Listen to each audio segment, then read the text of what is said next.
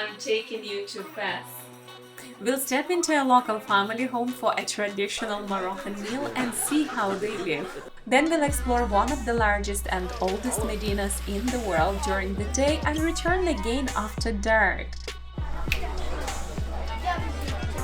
I'll also show you the hotel I stayed in, take a taxi ride through Fez, visit a place where Moroccan ceramics are made, and go behind the scenes at the tanneries to see what tourists don't usually get to see. Fatima and Mohammed have invited me to their home for a real Moroccan meal. The house is spacious and beautifully decorated with chandeliers, and we all sat around this big round table. The sweet dates on the table are a traditional way to welcome guests and show hospitality. Followed by harira soup, a hearty mix of tomatoes, lentils, chickpeas and lamb, which is especially popular during Ramadan. After that, we enjoyed a variety of small dishes, almost like Moroccan tapas. Meats, goat cheese, eggplants, zucchini and potato. Thank you. Here is something you can't miss while in Morocco, pastilla. It's a dish with layers of thin pastry filled with spiced meat, almonds and a hint of cinnamon, dusted with powdered sugar, a perfect blend of sweet and savory. Here, they turn simple clay into stunning work of art. Artisans shape the clay on a potter's wheel into various forms like plates and vases. The shaped pieces are dried, then heated in a special oven to harden. Each piece is hand-painted with intricate design using the brushes. Just to be clear, I'm not benefiting from this, just sharing what I found. Art Naji offers guaranteed shipping for large pieces, which is great if you're looking to bring home something big. However, it does come with a price tag. For smaller items, the souks are much cheaper options. There is a fortress on the hill where you can take a quick taxi ride to the top. It's a great spot to see how big the Medina is and get a full view of Fez. As we head towards the Medina, there are several entrances, and we entered near the Jewish Quarter. Just before the Medina, you'll pass the Royal Palace with its impressive grand gates. Although the palace isn't open to the public, it's a stunning sight from the outside. Right next to it, in the old Jewish part of Fez, you'll notice houses with balcony facing the street. This was different from typical Moroccan homes, which usually didn't have street-facing balconies, as that way Moroccan women were protected from strangers' views. Here is the entrance to the Medina, one of the largest in Morocco. Right in the middle, people are selling everything.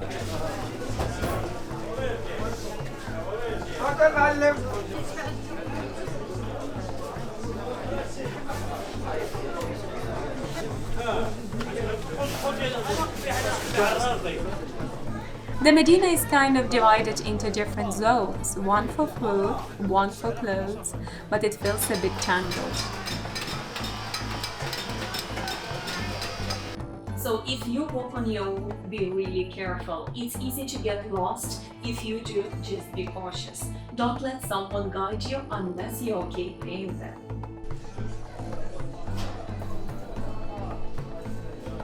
Here is a man carrying water in a traditional container for sale. The University of Ankarawin is a historic mosque and learning center known for the world's oldest continuously operating university.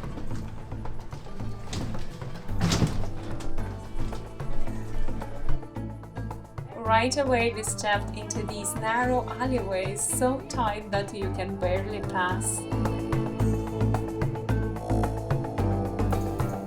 After that, we slipped into the Museum of Wooden Art and Crafts, a three-story museum showcasing traditional Moroccan woodworking.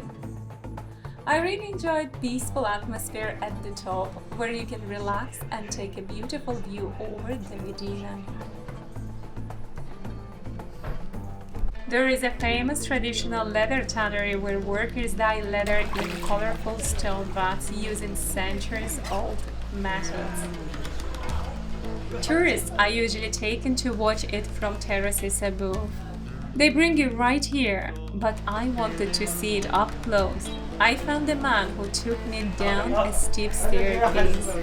Because the tannery is considered a protected traditional business, it doesn't pay taxes, and much of its income now comes from tourists who visit to see this work.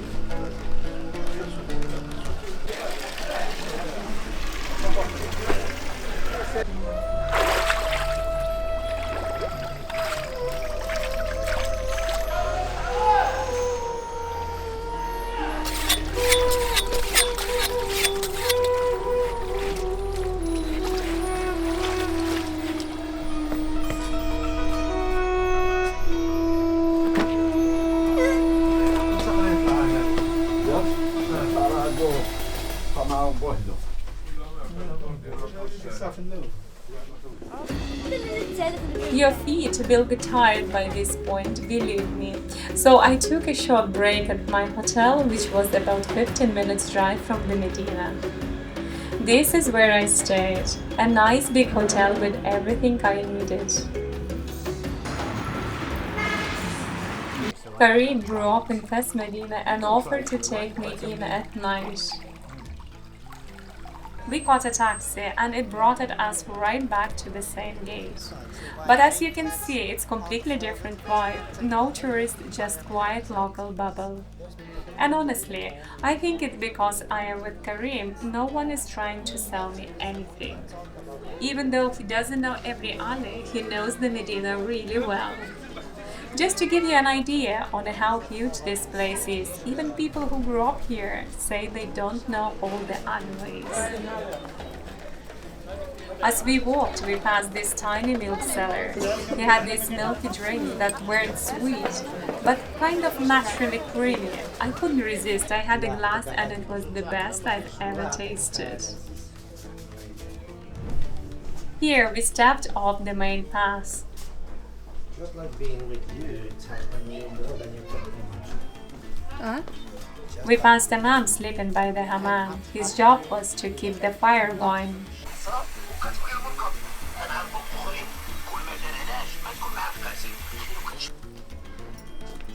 Kids played football in these narrow streets without needing a pitch. To get like sandwiches and stuff. Because majority of the people that are like us, they come here and they want to get a taxi and get back. So majority of people, they do use taxis here. Yes, it's not expensive. I mean, to go from point A to point B, whatever is that distance, it will be between $1 to up to $2, which is very affordable to everybody. Yeah. How about buses? Buses, they are nice and they are even cheaper. This is how you catch a taxi in Fez. Finding a free one isn't always easy, but they're affordable and everyone seems to use them. Don't be surprised if you end up sharing a taxi with someone else, as we did.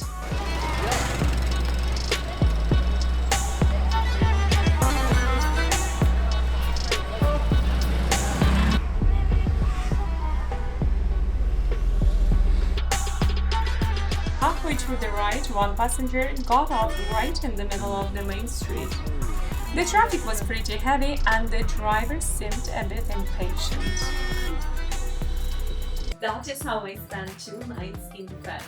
A lot of heart and effort go into every video with the hope that it will bring value and inspiration for your future travels. If you enjoy the content, please subscribe.